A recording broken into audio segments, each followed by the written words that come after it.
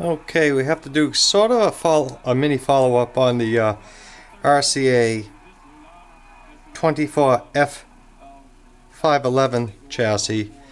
After being found in the rain the other day, not quite a week ago, we let it stay and warm out on the stove for about a week or so.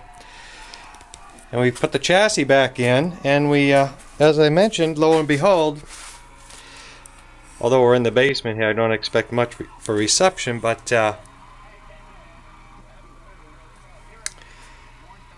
this TV functions, this TV operates as it should.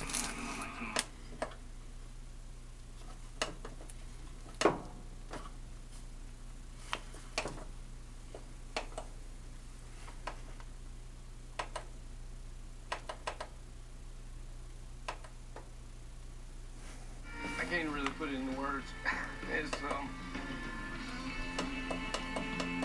It's been a long time coming, and up until I actually had Has decent color, decent clarity, and black and going white, Adam, I think he's going to push my boundaries, and I'm just excited. we'll take and we'll do something with it. My dream has come true.